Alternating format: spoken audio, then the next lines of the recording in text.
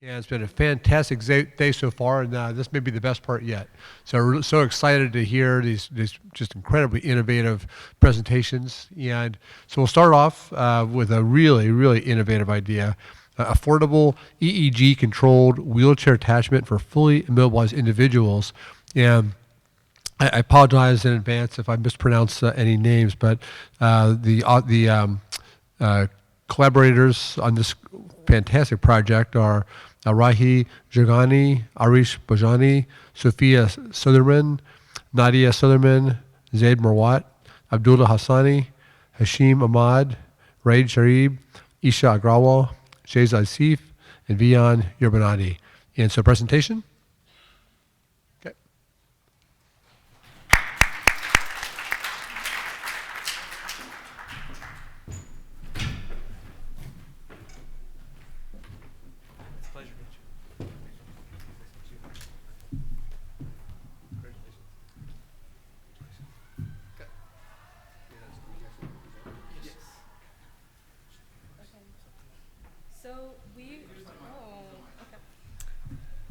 Hello? Okay. Okay. We are the Brain Machine Interface Research Team at Discover STEM located in Dallas, Texas. And could you guys please raise your hands if you have ever met someone who is fully paralyzed? Okay. Keep your hand raised if that person is able to get around on their own. There are 10 million fully paralyzed people in the world, none of whom can get around without assisted care. 132 million people are wheelchair users? What? Oh.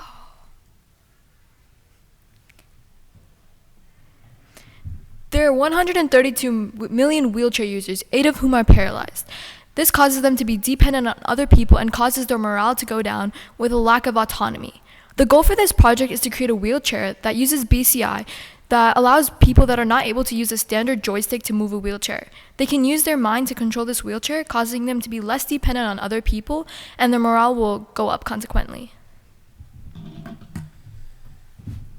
We did a lot of existing research, and we realized that the problem was that these wheelchairs become very expensive. So we started this project by turning a light on and off, and then we took a toy car, and then we made it go back and forth, and now we finally made the BCI wheelchair. Raahi will explain. Hello. So to actually get the data, we use something called electroencephalography, or EEG. EEG is great because it allows us to capture brain signals non-invasively. So we capture the potentials between the axons. Then we combine that with a microcontroller, which is a very cheap little computer that we can use to control our hardware, and a servo motor, which just allows us to control the joystick. And so then to actually get the data out of the brain, we use something called a P300 paradigm. So what you'll see here is that there's 4 selections. So for example, forwards, backwards, right, left, right? And so when we flash one of the selections, and when I say flash, it means that we replace it with the image of a face temporarily. Human brains are very stimulated by seeing human faces. So when you look at that face, it's going to cause a peak in your brain signals, in your EEG pattern. So you can see on the graph, about 300 milliseconds after the stimulation, there's a positive peak. So we can use the EEG headset to pick up on that. And so when we flash a stimulation and we observe that peak, we know that the user has looked at this selection. If we flash the selection and there's no corresponding peak, then they're not looking at that selection. So based on this, we can figure out where the person is looking and where they want to move accordingly. So putting all that together, here's a result. This is a demo. So we have one of our other teammates who couldn't make it here tonight. His name is Vihan. So you can see he selected forward, and so the wheelchair moves forward accordingly. I think he selects forward again. There we go.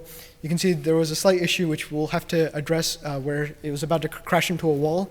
But now he selects backwards and it goes backwards. So one issue which you'll see here is that it takes a little bit of time to actually make the selection, and we can only move in increments. So how can we fix this? Right now we're working on something called SSVP, or steady state visually evoked potentials. The way that these work is that your selections are all going to be flashing simultaneously, but at different frequencies. So you can see here we have 15 hertz, 10 hertz, 30 hertz, 45 hertz. And so each of these objects are going to be flashing. And when the user looks at one of them, for in this case, the 15 hertz frequency, in the EEG data, we capture that there's a combination of all these different frequencies from one, the selection that they're looking at, and two, all the other stuff that's going on in your brain. And so then using a technique like a Fourier transform in this example, we can turn that time domain data into frequency domain data, as shown in the graph on the bottom right. And we can see which frequencies occur at which amplitude. So in this particular case, we show that 15 hertz has a particularly high amplitude. And so we know that the user is looking at the 15 hertz selection, and we can act accordingly. So next, Arish is going to go over our future design. Hi. So basically, obviously what we have currently is not our completed design, it's just a prototype. This is what we would like to do in the future. So as y'all can see, there's a map down there, and that is basically a map of a residential setting. We would like to add a LiDAR sensor, and a LiDAR sensor is something that can basically sense what is coming towards the wheelchair. It basically gives the wheelchair eyes. And so we'd like to implement a LiDAR sensor in which we could upload a map of a residential or commercial setting, and that would allow the wheelchair to come up with the most effective path to take, just going from maybe the bedroom to the kitchen to the bathroom. And obviously this would show up on the screen, which we have pictured over there. And so instead of, as y'all saw in the slide before, the screen showed either forwards or backwards, this screen instead would show either living room or bathroom or backyard or something else. And so using the LiDAR sensor, the wheelchair would navigate the correct path to go there. Also, you can see the joystick. We would also like to implement a contraption on top of the joystick to allow for omnidirectional movement. Currently, we just have forwards and backwards. And so we'd like to allow for left, right, and omnidirectional movement. And as you can also see here, the implication of this project, of this innovation, is allowing 10 million paralyzed people to move around on their own without the help of a caretaker. And that's a really serious concern that we are addressing with this innovation. And so as you can see there, that is kind of where this technology was 10 years ago. There was a lot of wires, a lot of machinery, a lot of contraptions going around there. And what we have done is we've basically made an inexpensive attachment to be attached to any normal powered wheelchair, as you can see over there. And so that's our attachment on the top left. And obviously, like I told you, it's a very inexpensive prototype currently. As you can see, we're using duct tape over there. And as everybody knows here, Stephen Hawking, he was fully paralyzed, and the way that he got around was by flexing or not flexing his cheek muscles. And that's a binary response, and he said himself in interviews that it was a learning curve to understand how to move in this way.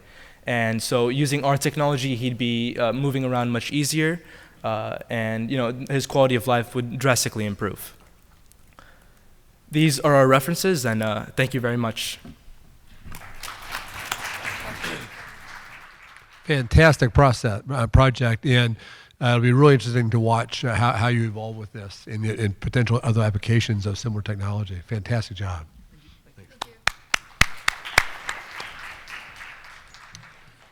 Zisis will introduce our next group. Thank you. So this was absolutely excellent to start the session. The next team will talk about reopening the doors of the world with UVSET Safetouch, addressing a very important problem of microbial infection in sensitive areas where people tend to meet, and therefore disrupting super spreader events. The team is Manish Rangan, Vihan Yerubandi, Hamza Sheikh, Ayman Khan, and Hisham Ahmad.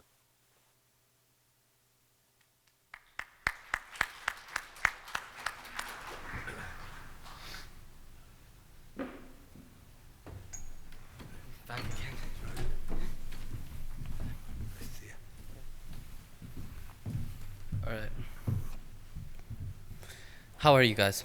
So, I wanted to start with a simple question. How many door handles have you touched today? Does anyone want to answer? A lot, probably, right? I mean, I can't keep count. I just touched one today. So in our team, like he just said, we have Manish, Vihan, Hamza, Hisham, and Ayman. A few of our people could not come because problems in the team. So the problem we were trying to solve is people touch and interact with door handles every day. Students have shown that door handles contain double the bacteria of phone screens, which you touch every single day, and 30 times more than toilet seats. This spread of disease is safe for the occasional Clorox wipes. It does not prevent automatically providing a safer environment for those that interact with their surroundings. The idea. The team made a product that would limit the spread of COVID-19 and all other diseases. Months were spent analyzing how diseases spread and threats that were posed to the world. Working backwards, we identified the largest congregation of disease spread, the door handle. From here on, we devised the UVC light-based system that will reduce the impact of the pandemic and aid the world in returning to normalcy. Yeah. So our approach and research towards this topic mainly focused on utilizing UVC LEDs, which produce UVC light. There's versions of UVA, UVB, and UVC, but we found that UVC LEDs tend to be the most effective during the pandemic were proven to kill COVID-19, but when testing on different bacteria and diseases, it was able to kill 95%. So, according to an Arizona study, one single infected person interacting with one single door handle in an office building was able to infect 60% of that building within 8 hours. And obviously, because it's UVC, it's light. Whenever you think of light, you don't think of, okay, this can kill everything that could make me sick. But whenever we were testing the product, we found that this was true, that it was able to kill all the bacteria. So our first ideas for designing this solution were mainly focused on covering the door handle to allow for the most contact of the LEDs and protect the leaking of UV light. This ranged from having a rectangular opening and closing style as seen in our first prototype, or a revolving door. However, due to the size constraints, and as well as the amount of LEDs that were used in creating the first prototype, the cost was too much. And that is why we came to our second prototype and the current product, where we created a ring instead, where the UVC LEDs are contained to allow for the best and most continuous source of UV light, while also allowing people to access the door handle while it is being cleaned.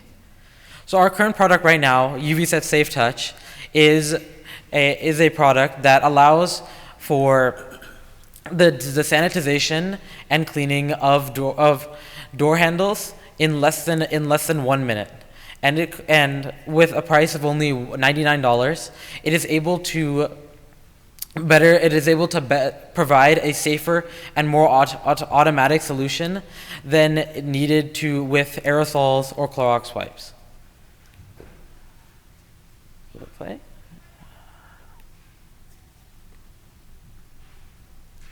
Will not.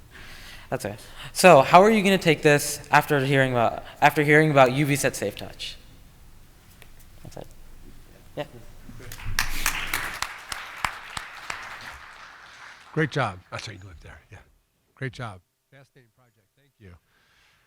Our next abstract is a wearable electronic device that informs police of mental disabilities, presented by Valda Freeman-Karmo. Valda?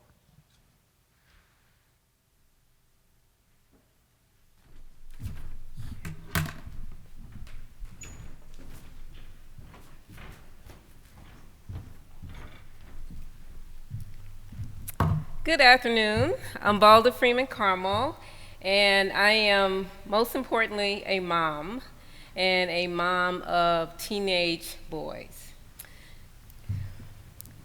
This is a clicker? Okay. So most moms have fears, some founded, some not founded, but one of the fears of a lot of moms is a interaction with police of your teenage sons that does not go well. So one of the things I wanted to do is see, because I have two children, two of my sons are special needs. One has Down syndrome and autism, and the other one has autism.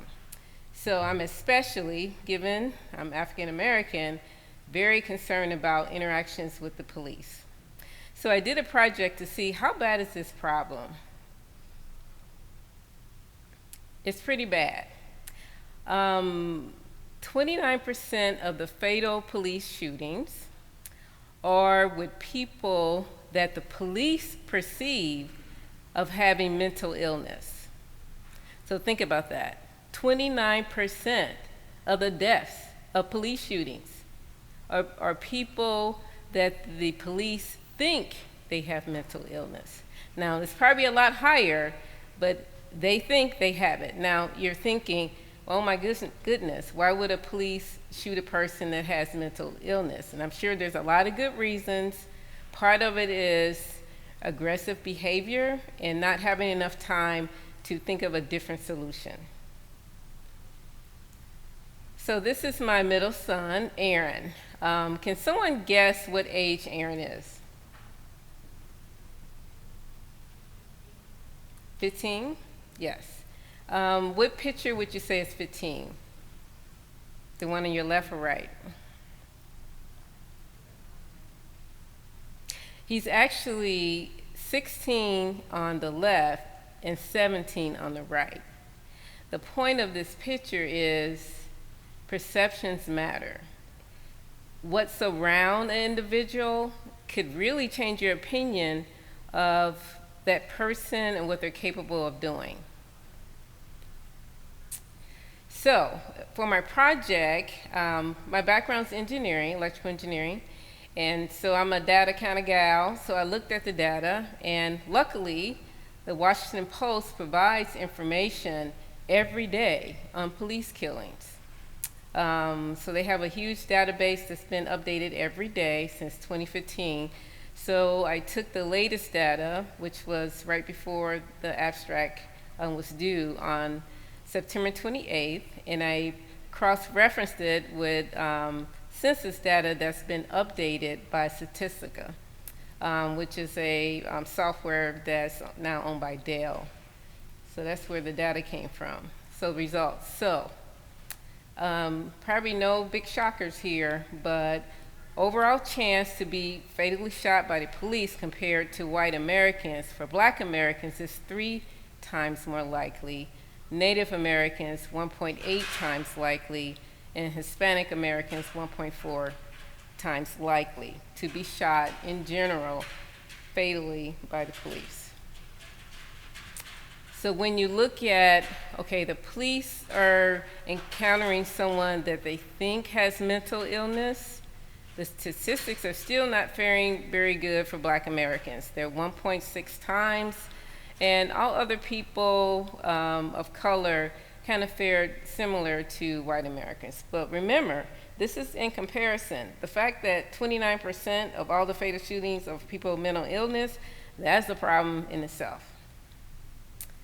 Okay, when you look at, okay, in the group of people that police perceived did not have signs of mental illness, you see even more stratification. Black Americans, 3.5 more likely than whites. Native Americans, 2.1 times more likely, and Hispanics are 1.7 times likely.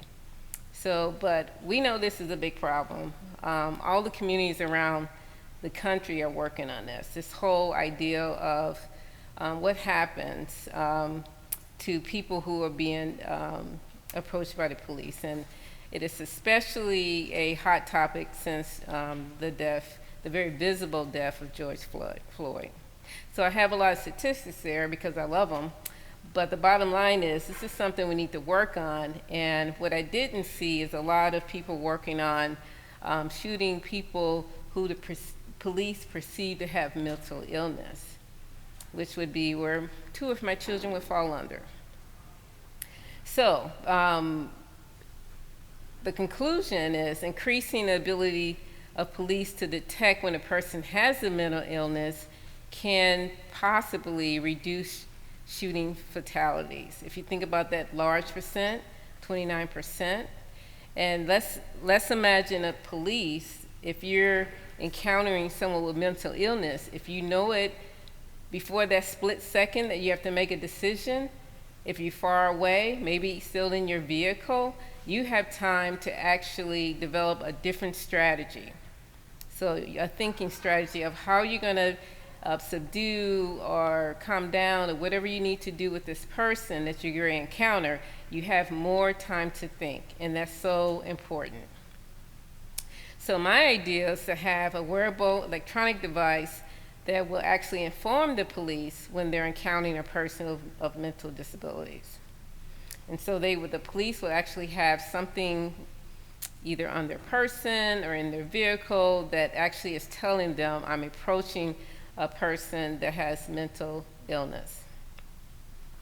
So since I didn't see anything out there, I said, well, that's a calling for me, because once again, my biggest job is a mom, and since I'm older than my kids, I want to make sure that even when I'm gone, there are systems in place that protect my children.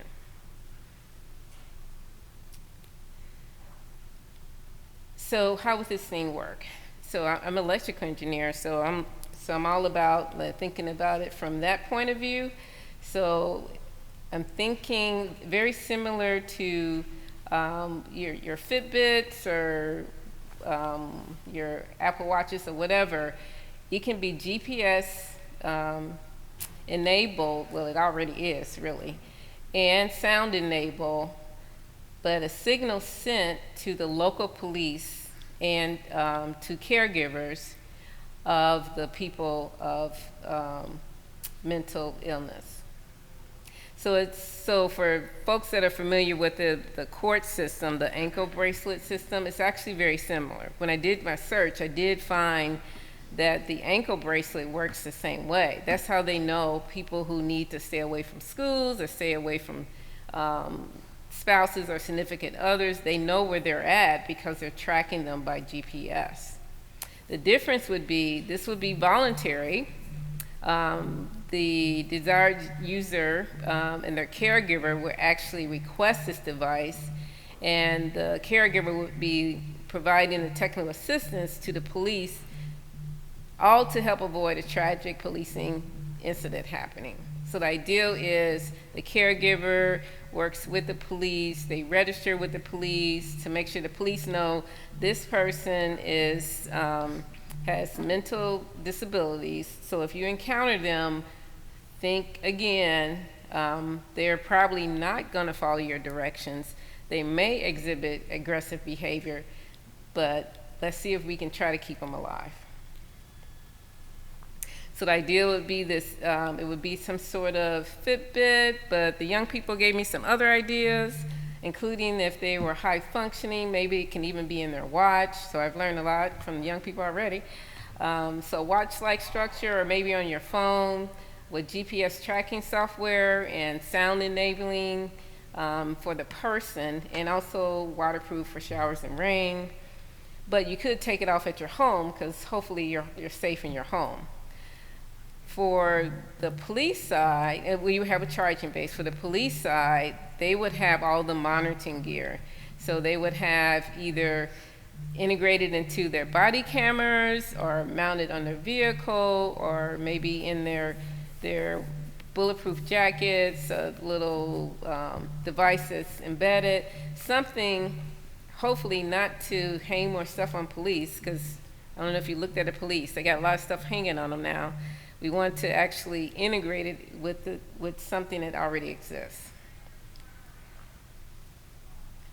And so that's it. So that's my idea. I'm in the early stages. I got a lot of information and contacts at this conference. I really appreciate this conference. I really appreciate Ashley, who encouraged me to actually submit the abstract. So that's it. Great. Thanks a lot.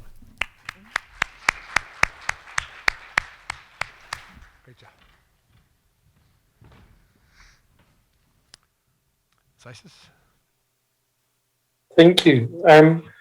We stay with mental health, and the team now from Discover STEM in Texas are going to talk about an app that registers the emotional state of an individual.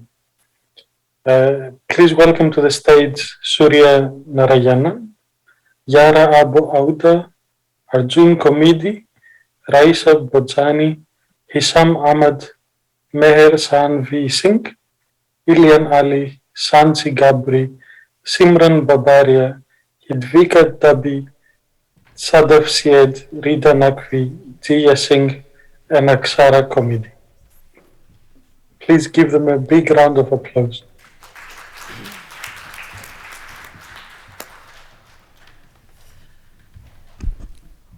How's everyone doing today?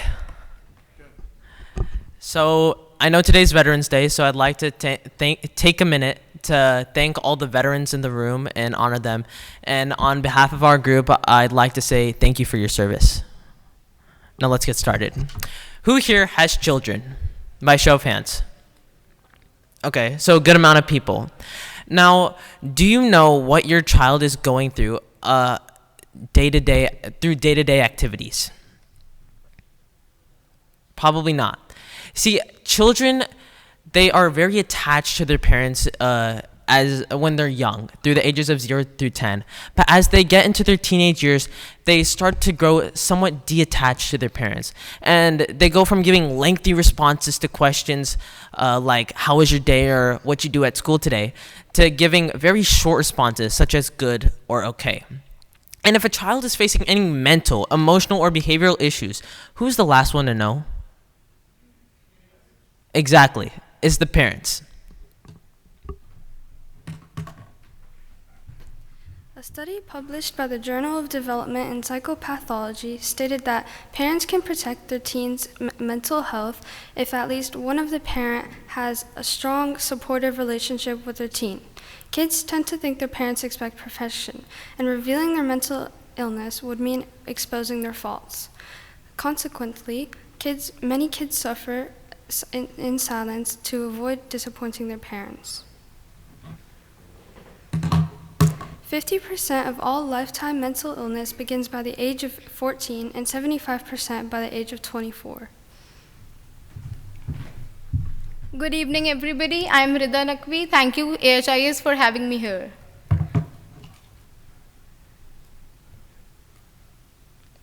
So, to start with, our system works like a credit score of an individual's mental, emotional, and behavioral system. It works on using over 600 personality traits that are negative, positive, and neutral. So you all must be aware of how the credit score works. It doesn't include everything, it just notices our unusual transactions, the same way our system works. It only includes the behavior that is unusual. The system comprises of two major components. First, the peer-to-peer feedback system, and second, the interactive app. The peer-to-peer feedback system allows anybody who is close to the individual to provide data in the form of behavior, mood, and comments. There are short questions in the app on the basis of personality. To understand whether the person is phlegmatic, choleric, or melancholic. If we take an example of Jack meets his peers and friends on everyday basis at school, at a Discover STEM session, or at a swimming class. If his friends notices any unusual behavior that Jack does, for example, if he makes any comments that are negative, the AI system that is built in the app would recognize it. The system also records a recovery tip or a happiness tip for the user to incorporate in his daily, weekly, and monthly routine.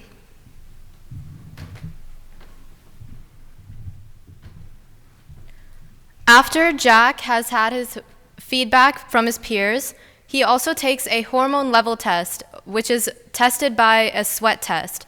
And then it is put into an AI processing system, which also gives alerts and smart suggestions to both the parent and Jack himself. The alerts are only notified when there's a huge abnormal behavior in the data provided. For example, here we can use Jack again, and Jack has his hormone levels at a very low point, which means he's not the happiest version of himself. But once he plays soccer or something that excites him, his hormone levels rise, showing that he is very happy, which is what the AI algorithm receives and shows this as a recovery tip, something that we can use on a day-to-day basis to make his hormone levels stay consistent throughout the day.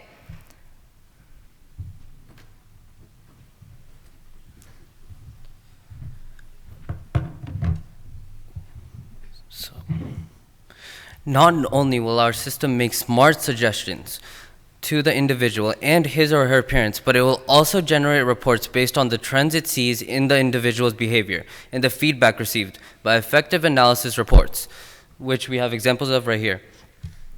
We can help track suicidal tendencies, poor mental health indicators, and work pressures.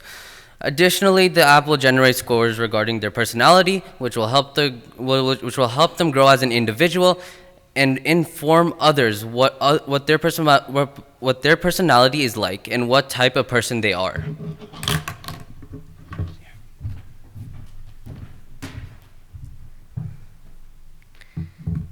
Hi. Hi, I'm Raahi Jogani, and I'll be talking to you about the future uses of the MEB system. I'm sure many of you people have hired someone for a job in the past before. What if you knew the mental well-being of the applicant before hiring them? Knowing an employee's mental well-being helps you work more effectively with them. I'm sure organizations like LinkedIn would love to use this system. The second potential use of the college admissions process the second potential use for the future would be the college admissions process. Most colleges are looking to admit a student based on their academic performance and their extracurricular activities, but they may also be interested in the applicant's mental well-being during high school. The third use we came up with is PTSD, and how this system can help people who suffer from that and other mental disorders. This system would provide suggestions to their family members on how to improve their mental health. For example, if Jack's hormone levels drop to a certain level, then his parents will get a notification asking them to take him out to a ball game or get his favorite flavor of ice cream. The fourth use is related to gun violence, which is a big issue in America. It has taken so many young lives.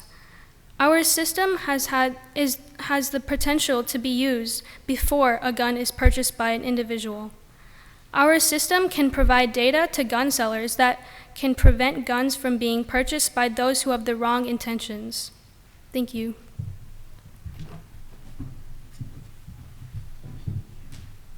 Our overall goal for this project is we will provide awareness for children's mental health and bridge the communication gap between parents and their children.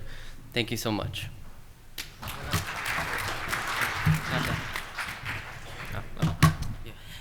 To conclude, not only will our system foster happiness and prevent mental illness for children at a young age, but it'll also help develop society when it comes to generating people who are able to interact better in a social environment and provide for society.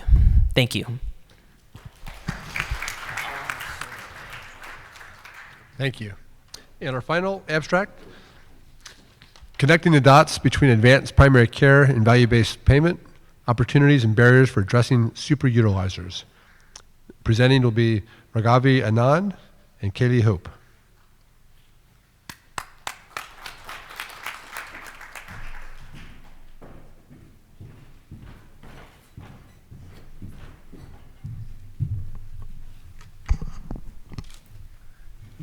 Hello everyone, good afternoon. My name is Kaylee Hope and I'm an analyst with the Maryland Primary Care Program within the Maryland Department of Health.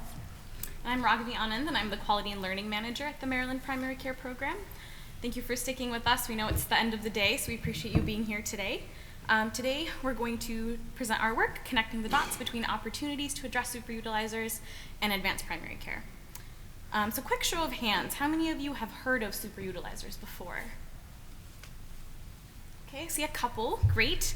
So before we dive into the content here, I'll review 3 key definitions that we'll use throughout the duration of our presentation, just to provide some relevant context.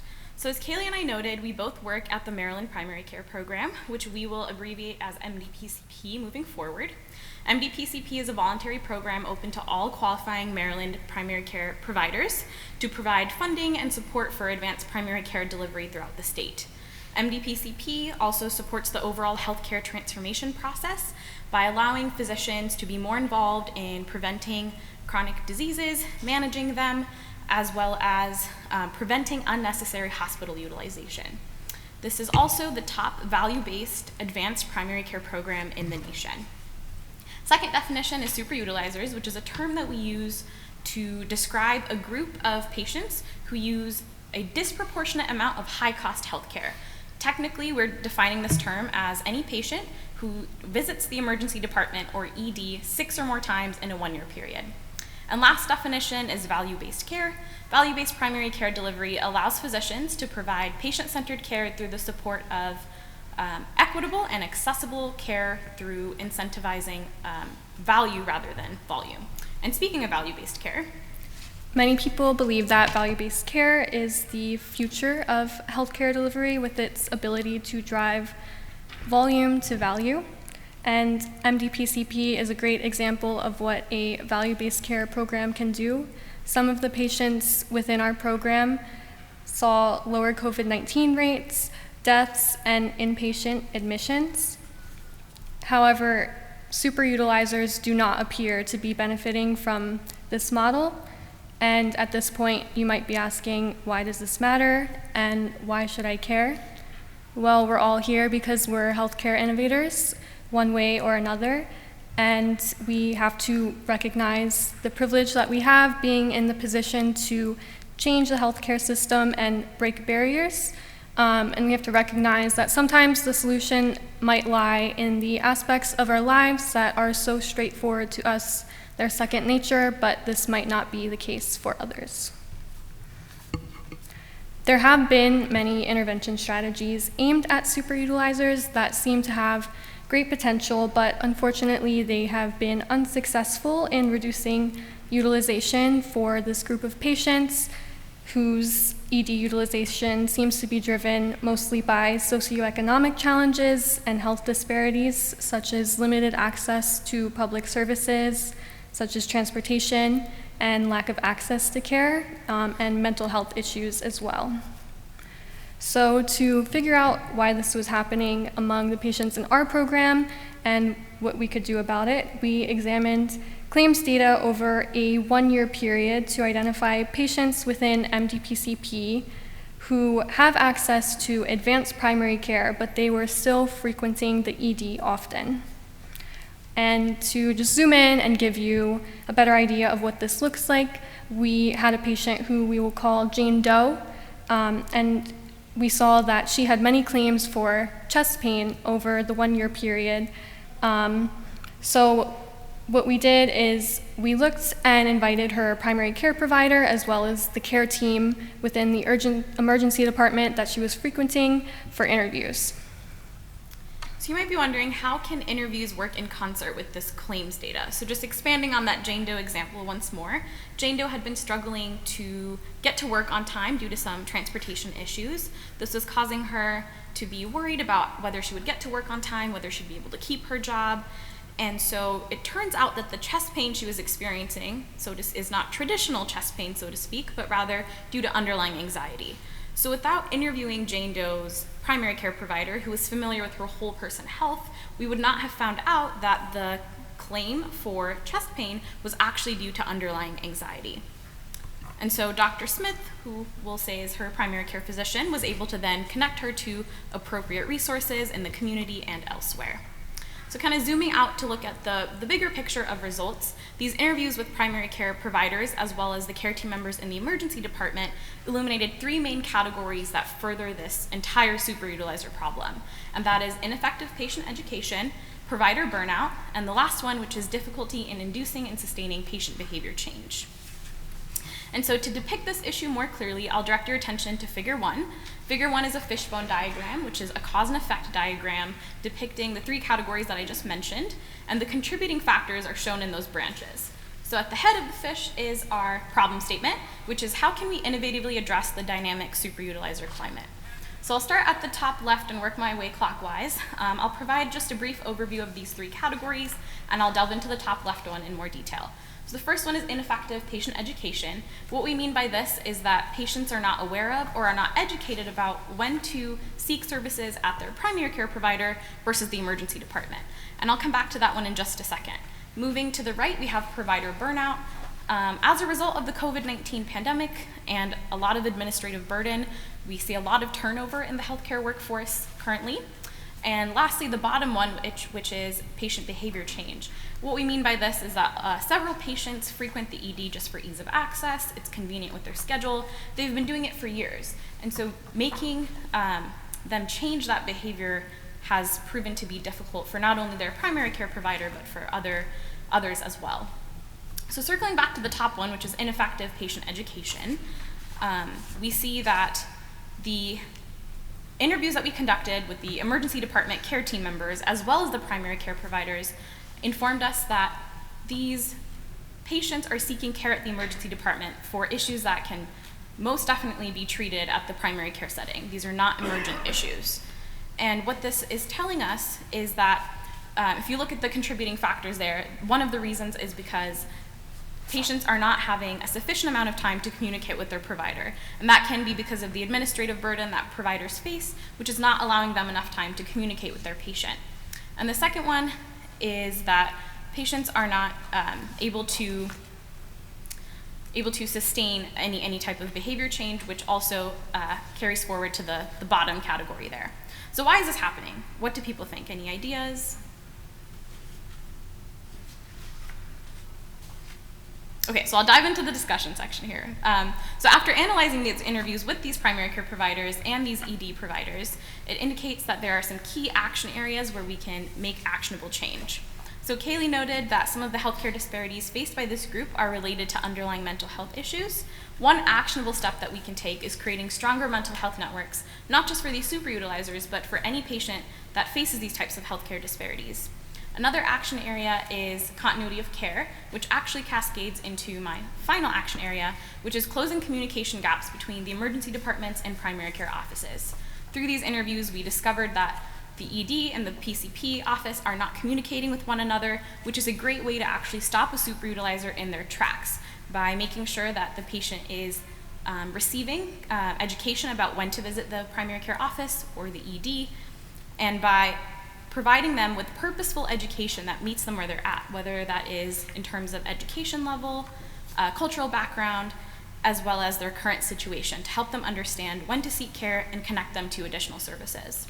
And Dr. Thomas Graham mentioned this morning, we want patients to have the right care at the right place and at the right time. So we talked about some action areas, and for our organization, these will eventuate in opportunities for quality improvement initiatives, as well as program-wide changes and interventions with these primary care offices. More broadly, we can also apply these changes to other healthcare organizations as well, both in the ambulatory care and the hospital setting. So by utilizing this innovative mixed methods approach, we can stimulate collaboration between the primary care and the emergency department setting to ultimately achieve the triple aim of healthcare, which is to improve population health, reduce costs, and enhance the patient experience. So last question, this time it is rhetorical. How can you connect the dots between primary care and opportunities to address superutilizers? We've talked today about what we will be doing at our organization, and that is taking action in key areas that I previously mentioned and doing a lot of the boots on the ground work that we discussed. In fact, we actually plan to create resources that address that first category of ineffective patient education by providing resources and other educational materials to providers so that they can educate their patients about when to go to the primary care office versus when to go to the ED. And this cascades into provider burnout as they don't have to create these resources, so they're able to spend more time with their patients. And lastly, I'll leave you with this. I encourage you to reflect. What will you be doing at your organization? And that about wraps everything up. We just want to say thank you so much for the opportunity to present our research. And if you have any questions, feel free to get in touch here or find us on LinkedIn. Thank you.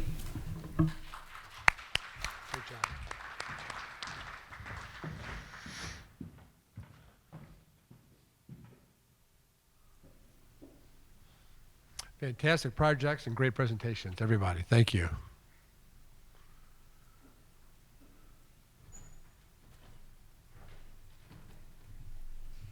Well, now the moment of truth.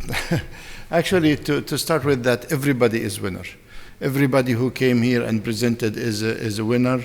You have done a terrific job. Actually, the judges were very impressed with all the posters, and they have really good feedback, and many of the experts also. So I'm proud of everybody who presented here. You really did a terrific job. Nevertheless, we still have to have some kind of measures or some kind of reward and awards, for this meeting.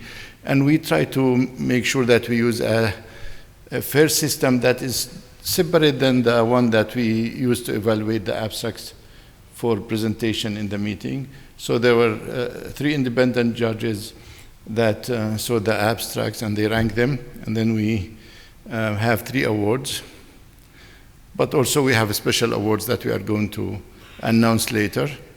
And there's also a travel award that also already decided, the travel award, because that was based on the abstract, and the winner should be a student and so on. So this also was announced. We were pleasantly surprised that more than one author, and actually almost all the authors in some abstract came to the stage. So we have to print more copies of the certificates. We were planning to give 1 certificate to the presenter only. So now when we call the winner, if the winner is a team who is here, please come forward to get the award. So start with the award. Which one?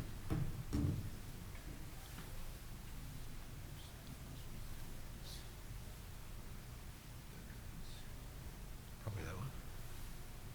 That's him.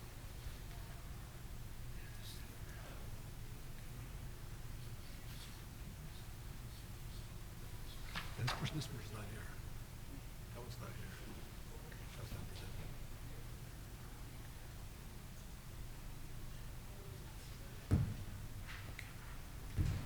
So we'll start with the third. With the third place, and that's Valda Freeman-Karmo. Congratulations, come forward. Bill.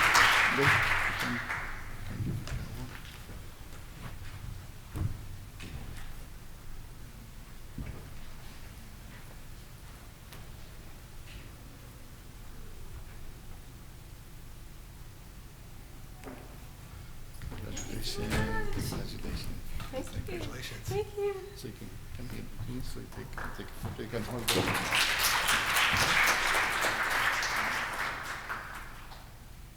Thank you. Thank you so much.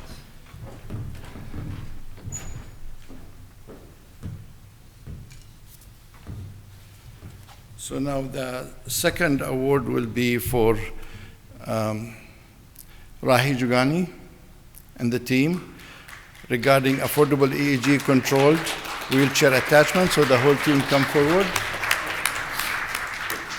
So the third award will be $2,000, the second award $3,000, and the first award will be $5,000. Congratulations.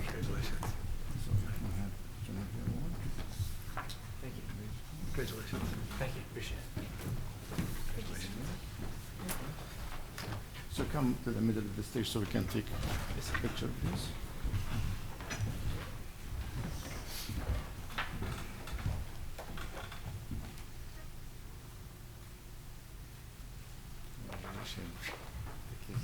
Thank you.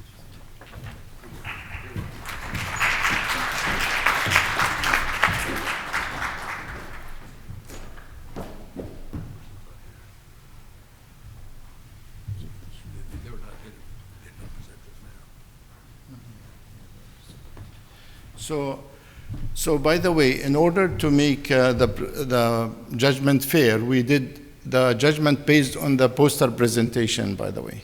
So it was not based on the, so you know, and these are totally different judges. So the first place goes to Stephanie Kidder-Bowers.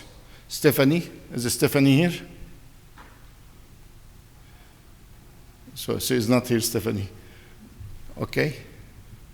All right, so now we have a special award. So let's announce the travel award. Soorya Narayanan. Where is Soorya? Soorya, please come in. You can come with the team. So this is a travel award for Soorya.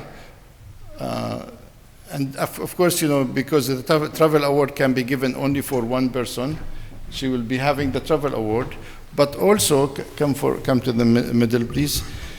We have a special award for young innovators who are younger than age 18, and we have secret judges going around and looking for the young innovators, and these young innovators will be winning $10,000 award.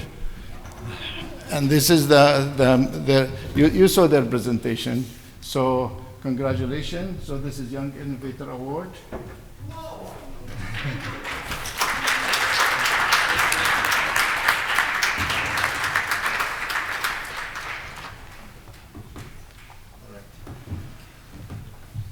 Certainly you deserve it, and congratulations again. So let's move forward so the podium doesn't, let's move there.